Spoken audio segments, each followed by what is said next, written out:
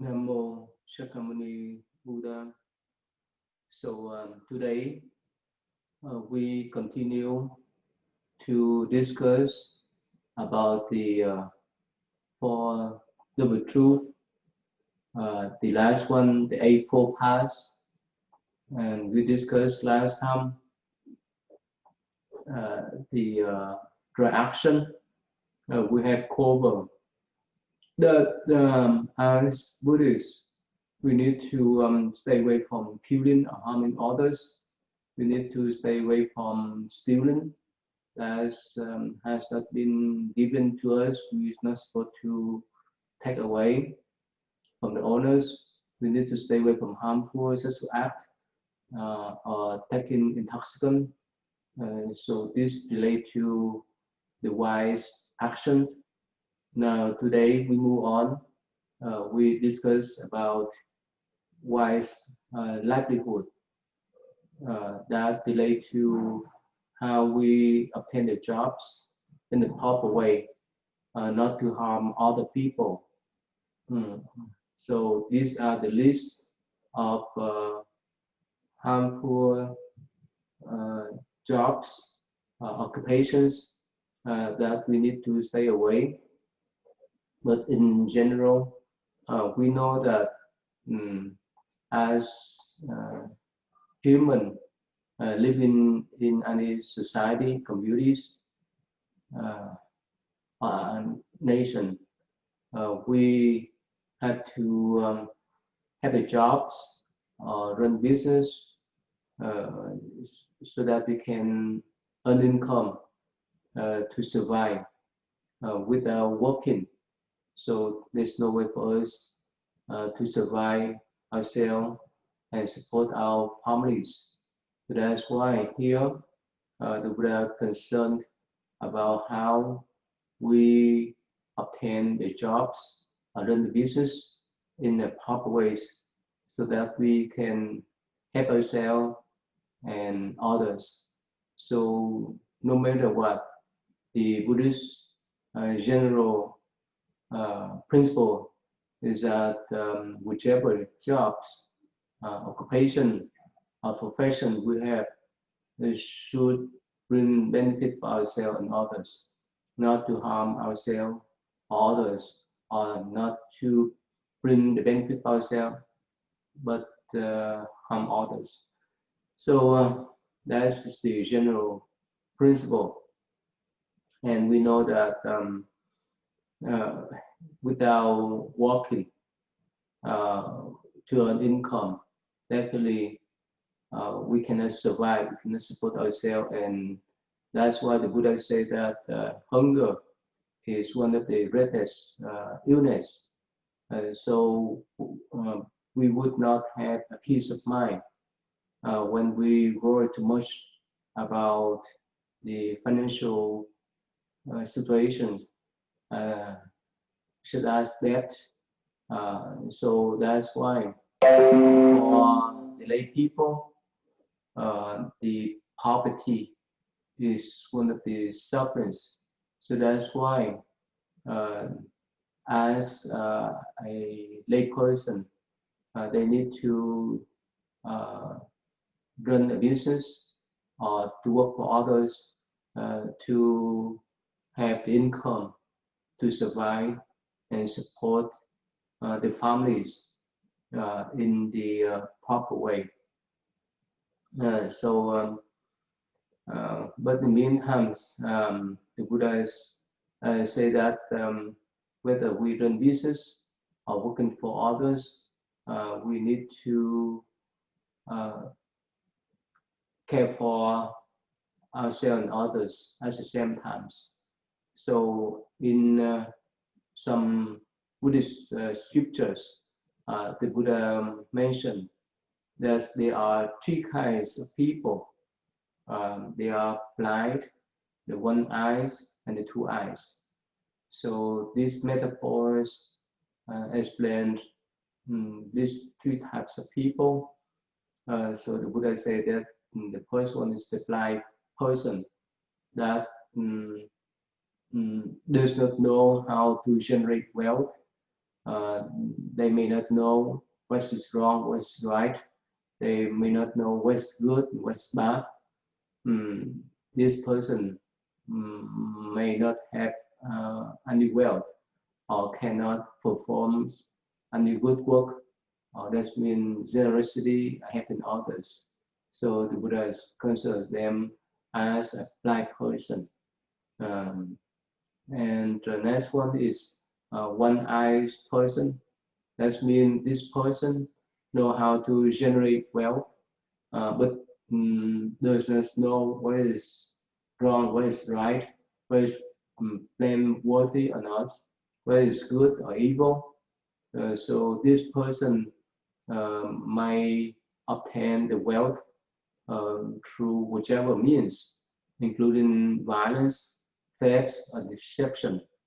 So even this person enjoys a set of pleasures from the wealth that they generate, but somehow at the end of the day, they will bring disaster to themselves. For example, if someone sells drugs, yeah, definitely at first they think they would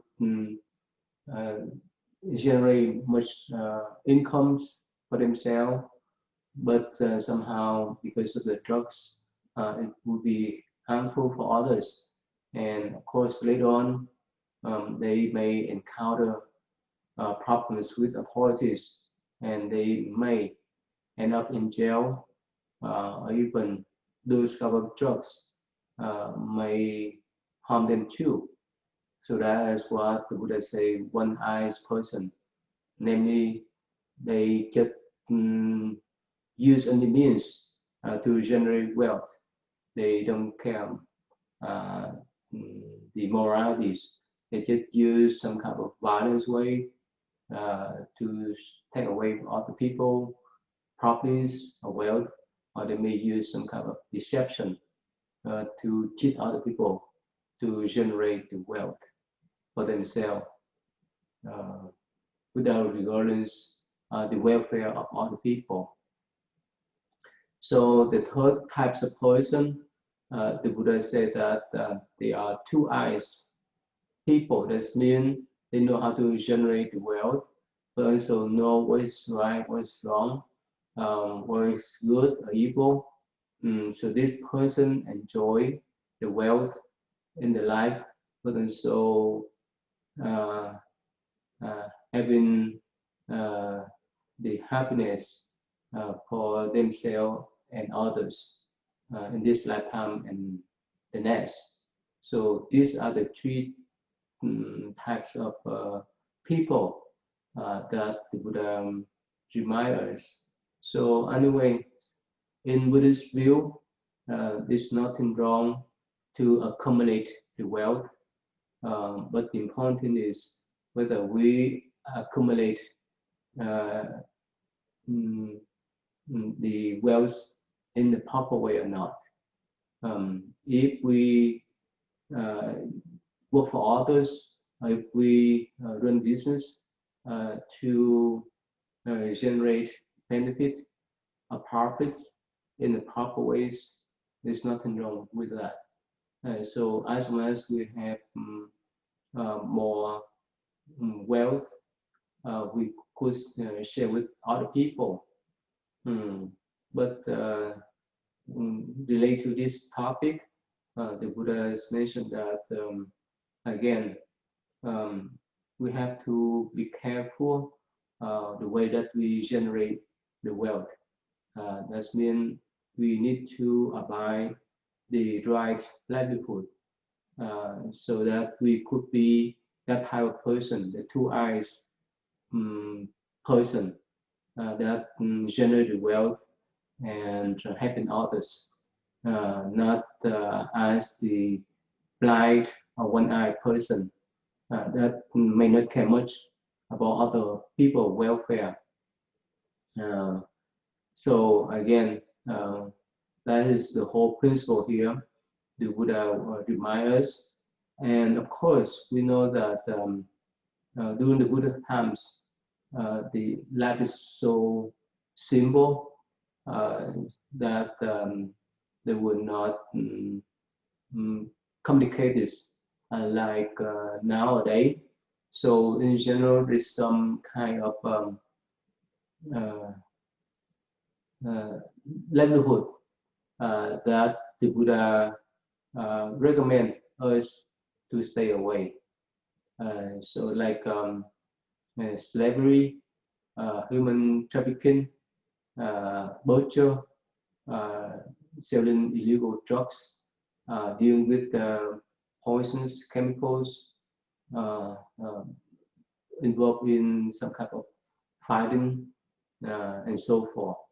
So let me show you some video clips that illustrate uh, even nowadays those type of wrong, improper livelihoods are allowed by the current modern age. For example, uh, for human trafficking, we're not supposed to uh, trade human, and of course, even we like to earn income, but we should earn income in the proper way, not to harm others. And before I show you some of those video clips, that especially nowadays, uh, when we still are in the pandemics situations, there's all kind of problems occur, and this is temptation for us to get the jobs, but it may bring the harm to ourselves and others. So let me show you the problems uh, of people nowadays during this pandemic. The employment problems is happen almost every country around the world. So let me show you. Mm, Let me share the screen with you then.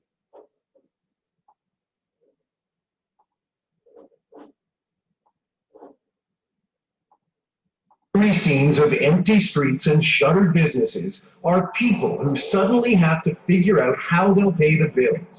Depending on how long it goes, I might be in a pretty tight spot. The scope of the problem is immense. Hundreds of thousands of people on low incomes who can't work from home, with no sick leave or benefits, who can't even collect employment insurance. As it's set up right now, the vast majority of people don't qualify for EI because they don't have enough hours. The government has already extended some EI benefits for those who otherwise wouldn't qualify, if they're in isolation. But even people who will get employment insurance, like this cook who was just laid off, will see their income cut almost in half. It definitely will affect my life, not having the same amount of money coming in won't be as easy to deal with. So more help is coming, as other countries show what can be done. De 300 milliards d'euros.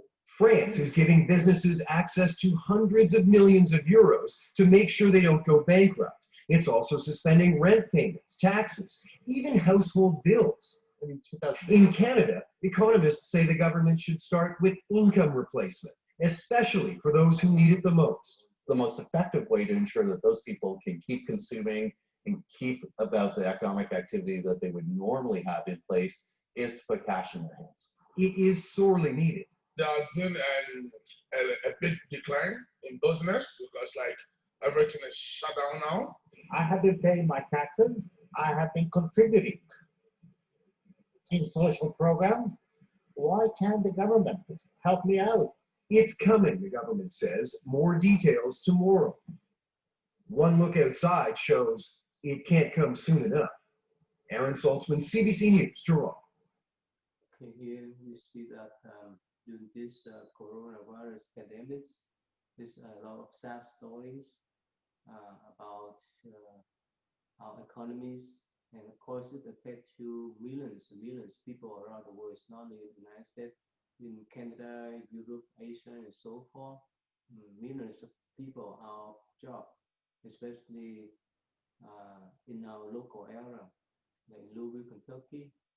Somehow, for all the restaurants are ordered to close. Of course, the owners would not generate any kind of benefits or profits, and the employees they lost their jobs. And of course, not only in the restaurant business, but also in the other area too. And so again, many people they look for jobs to sustain their life and support their families. But this period hard times for them nowadays. That's why many governments rather was that step in to help the people, their citizens, to reduce the sufferings of the people nowadays. Of course, with that type of high percentage of unemployment, there's no kind of problem occur. So that's why during this pandemic, somehow we need to be careful. Even we get the jobs, but have to be in the moral sense, and not to try to work for something that may be illegal. So again, go back to the problems of the wrong livelihood that I mentioned recently, the human trafficking. Definitely, in this modern age, as human, we need to respect other people's rights. Do not support to sell other people for our own profit. And of course, this is totally illegal. So if because of survival and we involve in this kind of occupations or business, soon later we'll have to pay for the price. So let me share with you the video clips about human trafficking problems in the modern age. So just watch these video clips. Sight human traffickers and their victims walking among us. Operation Reclaim and Rebuild is a mission to end human trafficking and help victims caught in the system. A lot of them, they do what they do for survival. The statewide operation spans 3 days, 93 agencies, and requires hundreds of law enforcement officers. The LA County Sheriff's Department starts their undercover operation in unincorporated Pasadena, an area where deputies say people often go to pay for sex. These women, also known as decoys, are undercover police officers. They're waiting for Johns or clients to make an offer. One by one, men pull up to the curb. Once the John and decoy agree to a price, the Johns have to drive to a meeting spot, showing their intent to break the law. With conveyor belt-like efficiency, offenders are processed upstairs in a hotel room, quickly booked to make room for the next catch. On a night like this, anywhere from 20 to 40 Johns, pimps, and prostitutes will be taken to the county jail after going through that very quick booking process. The second location is even busier. We're in Compton, where the decoys are alongside actual working women. Deputies spot 3 women walking in a group. They tell us the pimp is likely just a few yards away at all times. The undercover deputies are everywhere, not only pretending to be prostitutes, but also Johns. An undercover John got one of the women to take the bait. It's only a matter of time before all 3 women from the group are in custody, and 2 of their pimps are in a patrol car. But authorities are not going after the women. They're going after the pimps and the Johns. Prostitution is illegal in the state of California and is a misdemeanor charge. So if prostitutes don't cooperate with authorities, they'll be ticketed. But if they can prove they were human trafficked through the use of force, fraud, or coercion, authorities will help them. but only if they want it. You know, sometimes it takes multiple arrests, sometimes only a couple. It's really hard to break through the fear because of the mental anguish that they go through with the trafficker. They go through psychological abuse, emotional abuse, sexual abuse, and that's why it takes time. It's just building that trust with them and letting them know that you can trust me. I will fight for you. I will help you, you know, put your trafficker away. The Coalition to Abolish Slavery and Trafficking, also known as CAST, is a service that's co-located with the task force to rescue girls on site. When we come out here working with law enforcement, we make sure to let them know that there's a safe place for them to sleep tonight. Over the course of 3 days, 339 criminal arrests were made across the state. Take down, we're good to go. Nearly 50 victims were rescued, more than a dozen of them children. One operation won't destroy this cruel industry, but the progress gives hope to those on the front lines. Okay, here we see that even in this country, in the United States, modern slavery is still as one of the problem that still prevail. And in this kind of operation, they had dozens of children out of prostitution or human trafficking. So again, of course, we may have some kind of excuse to gain incomes for survival or supporting our families. But no matter what, as long as involved in this type of business is totally illegal. And of course, we sooner or later would encounter with the authorities.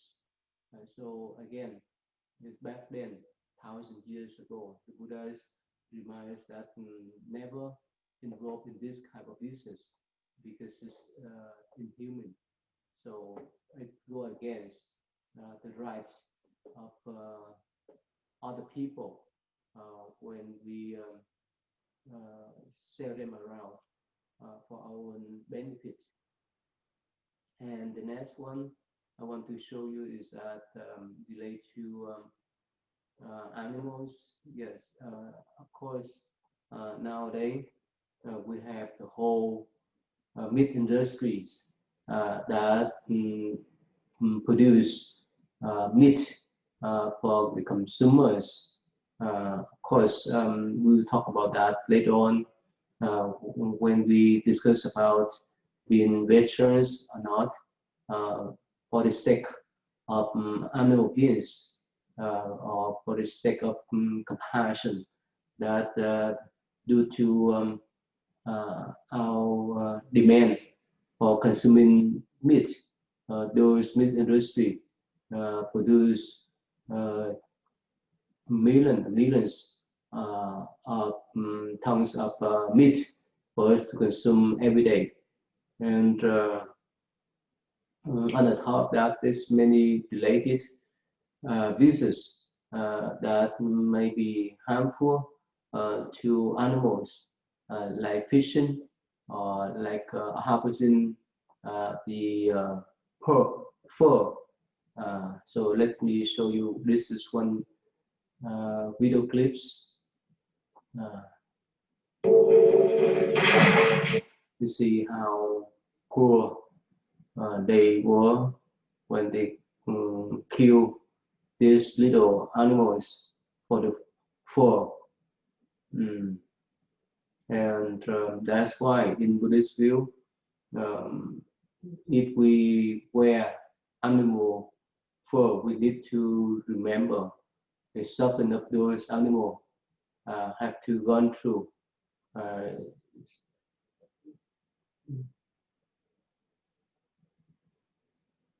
So even it's so expensive for court, we need to recognize as how much suffering those animals have to go through so that we can have the fur to wear. So this is the short video clips that show how they kill animals for the fur. And of course, there's many horrible sin that I don't want to show, but still, that's one of the occupation. As a Buddhist, we need to stay away. And beside us, the fishing business, as Buddhists, we may need to stay away too, because somehow, of course, people would go out to do the fishing so that they can get the seafood to sell for people to consume. But for Buddhists, when we go out to do the fishing, we kill so many sentient beings over there. So let me share with you these short video clips about more.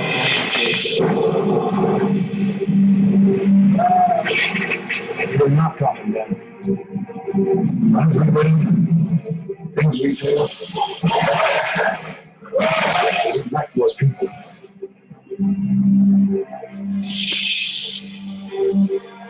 Cats in the breath. The temperature was 39 below. The run's crazy every time you take a breath.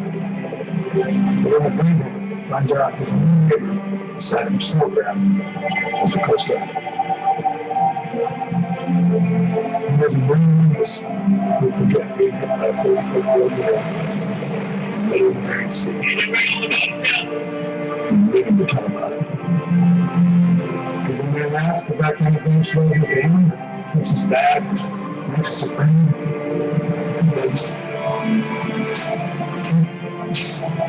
Because this is our livelihood.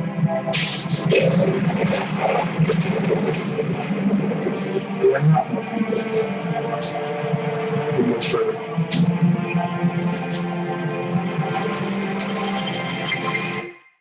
Okay, so again, in Buddhist view, any kind of animals, whether it's a dog, cat, fish, crabs, and so forth, we still need to spread compassion toward them, whether they live on earth, on the ocean, water, or flying on the air. So we still need to protect them. Again, somehow, especially in this modern age, people exploit the environment. They have done all kind of harmfulness toward environments, especially the nature. When we talk about the animals living in the forest, the mountain, or under the sea, and the waters. So how we exploit too much, that we harm our own environments. We don't respect the right of other species, like the animals, in this case, the fishing. And of course, we know that regardless of the animals or creatures, all of us want to live, not to die. So that's why, as Buddhists, somehow the Buddha advise us to stay away from those fishing career. So the next one I want to show is that when it relates to human lives, we talk about what we call staying away from engaging some kind of harmful or poisonous chemicals, substance. So let me show you one clip that mentioned about the harmfulness of the Agent Orange that the United States Army Air Force has spread this Agent Orange in Vietnam during the Vietnam War, and it still affects millions of people nowadays.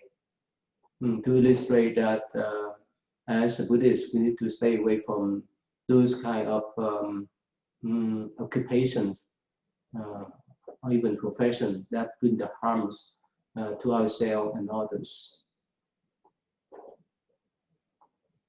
5-T acid and 2,4-D acid. You get a powerful herbicide that the United States military used during the Vietnam War, and one that's been tied to serious health problems for the people exposed to it. The answer is Agent Orange. Agent Orange was just one of a series of heavy-duty chemicals the U.S. military used in Southeast Asia, called rainbow herbicides. There were also agents blue, pink, green, purple, and white, but orange was the big one. Some 20 million gallons were sprayed on Southeast Asian jungles, fields, and other targets over a 9-year period from 1962 to 1971. It was part of what the U.S. military called Operation Ranching, aiming to defoliate the South Vietnamese countryside. The goal was to rob the Viet Cong of food sources and places to hide. This kind of scorched earth fighting, clearing the land of anything the enemy could use, is an ancient military tactic. But using chemicals to do that was a pretty recent invention. England and the US developed tactical herbicides during World War II, but didn't really use them. Herbicidal warfare was first used by the British in the 1950s in what's now Malaysia. The US saw that and said, that could work for us in Vietnam. Thus, Operation Ranching. But it would come with a price. In addition to those two chemicals I mentioned earlier, Agent Orange also contains something else called TCDD, the most toxic of a class of chemicals called dioxins. Dioxins are dangerous, even in minute amounts. Veterans returning from Vietnam started reporting these health problems in increasing numbers: cancer, birth defects, miscarriages, and skin diseases, among other issues. Over 2.5 million US soldiers were exposed to Agent Orange during the war. And let's not forget about the Vietnamese.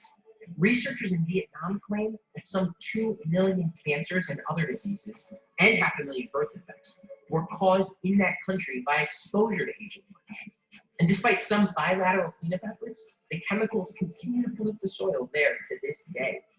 The fighting in Vietnam may be long over, but its legacy haunts both sides of the conflict, thanks in part to Agent Orange.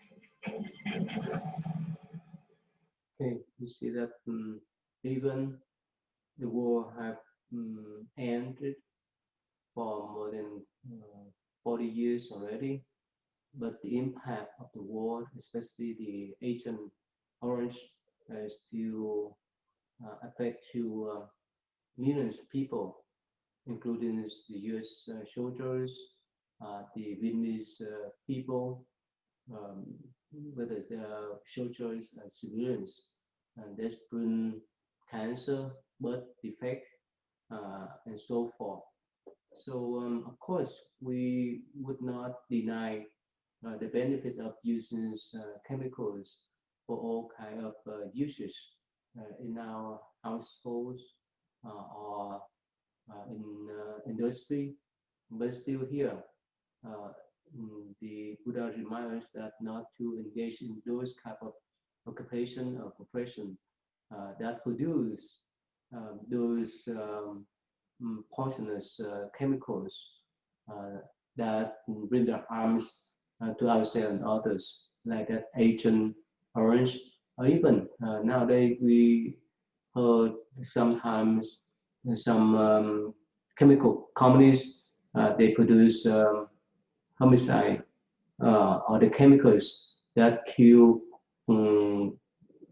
plants or insects and so forth. This still affect to the human body. So this all kind of suit that's happened around the country. So again, before we engage in any kind of occupation, we need to look further, deeper into the profession that we will engage in or step into to contemplate whether if we work for that company, of course we earn income, but at the same time, if they produce this type of poisonous harmful chemicals for human, for environment, for animals and so forth. So as Buddhists, we need to stand in the moral stand to decide whether we want to join with those community or not. Otherwise, later on, we have to pay for the price. So that is one of the issues that we need to recognize nowadays. And the next things I want to mention is that probably in the past we would not heard about trading human organs, but nowadays, especially in modern age, somehow there's a demand of human organs to replace, let's say, like liver, heart, kidney, and so forth. And this type of organs trading is the big business. Of course, it's bring the harm to others and ourselves. Of course, it may help other people who may have liver or kidneys or any organs that fail them. So they may buy other people organs to replace and extend their lifespan. But still, in most country, that's illegal business. So let me share with you a short video clips about this type of business, trading human organs. The illegal trade of human body parts is worth billions of dollars around the world. This man has agreed to tell his story on the condition we keep his identity a secret. Thank you for coming. At just 35 years old, his kidneys failed. The father of two faced dialysis or death. My wife, she's a very strong lady. She said, you can't let go. He remortgaged his home in Sydney to buy a kidney from a donor in the Philippines because the waiting list in Australia was too long. I was told that you may need to wait 6 to 8 years. So it was a decision for me to go overseas and have the transplant. Figures show 193 Australians have travelled overseas for organ transplants. Officials say up to half of them were arranged on the black market. New research presented to a global group of doctors suggests China is the most popular destination for illegal transplants, followed by India and Pakistan. Doctors say returning patients are a burden on the health system. The people who've had transplants have come back with a risky infection that we have a lot of trouble getting on top of. Online, there are plenty of potential donors and brokers offering organs for sale. For every illegal operation that happens, there's a donor somewhere suffering, and he won't be brought out of poverty and he won't get appropriate medical care. Are you going home today?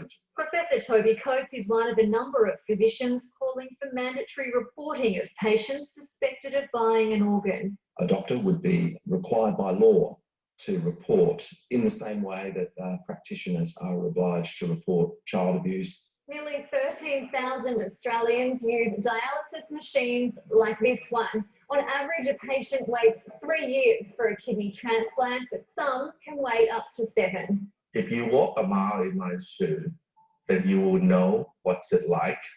While he survived to tell his story, other transplant patients might not be so fortunate.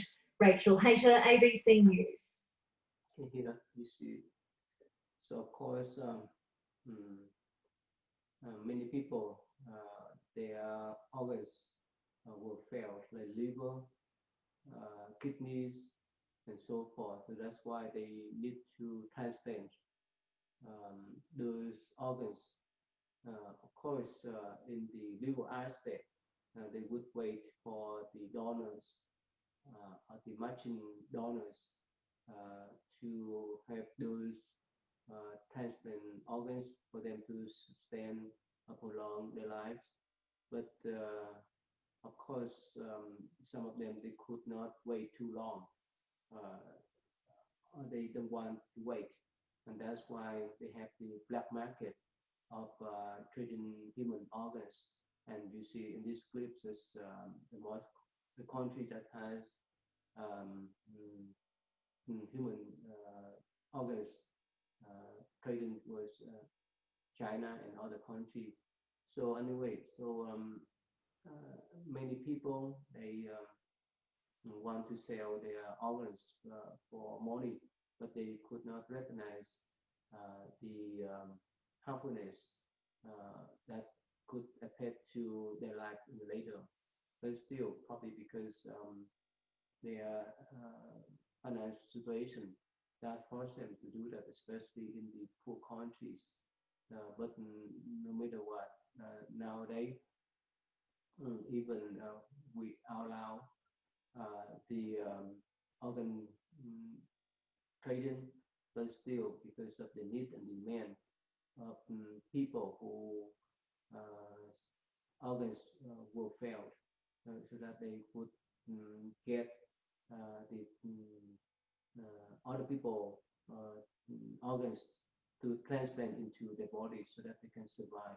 Again, we know that everyone wants to live, no one wants to die. Everyone wants to prolong our lifespan. That's why as long as they have money, they could step out to find the organs to do the transplanting those organs into the body if their organs were failed. But still, as Buddhists, we need to be careful, not involved in this type of transaction business because it's in humans. So again, of course, like that man say, if we were in this shoe, we would recognize the sufferings that he's gone through, but still, of course, it's still a hard decision to step out to find the matching organs for us to transplant so that we can prolong our life. Of course, we have that right, but here, importance that we need to recognize is not to involve in this type of business or trading because somehow this is illegal, it's immoral.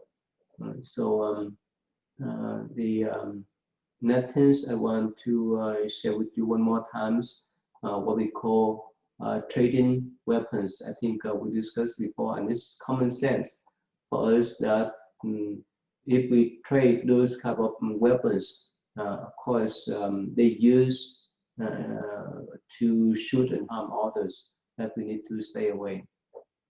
Involving just one person in the history of the NYPD. That happened in Brooklyn. More than 70 weapons and more than 50,000 rounds of ammunition were seized from a man who now faces a host of charges. A lot of questions though. Was he planning an attack? Was he acting alone? New York cops tonight trying to find some answers. Here's Evidence News reporter AJ Ross.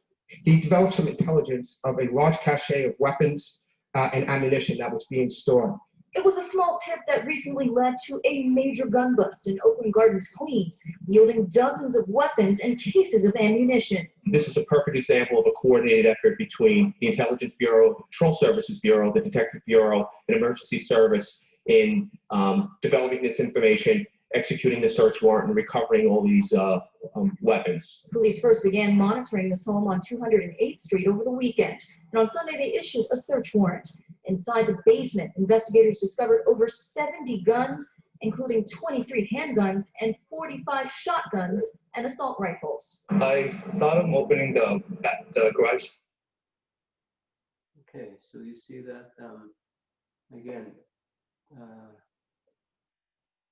Of course, for survival, we can involve in some type of business or occupation, but still, whenever those type of business that bring the harm for ourselves and others, especially trading weapons, is one of the most dangerous and of course illegal one, because as long as we trade those weapons, people may use the weapons to shoot each other, to kill each other, and we are the one that involved in that type of business should be responsible. So that's why in general, those are the occupations or professions that we need to stay away, so that we can help ourselves and others. So that's why the Buddha mentioned about those three types of people. Again, the first one is the blind person. That means they don't know how to generate wealth. So they don't know whether it's right or wrong, good or evil. The second one is one-eyed person. That means they can generate wealth, but in the meantime, they harm other people by engaging those kind of business like human trafficking, selling weapons, human organs. And the last types is the two eyes person. That means the one who know how to generate their wealth in the proper way to benefit for themselves and others. So time's up. Let me stop here today, and we'll discuss this topic and others one later on. Okay, Namo Shakyamuni Buddha. Thank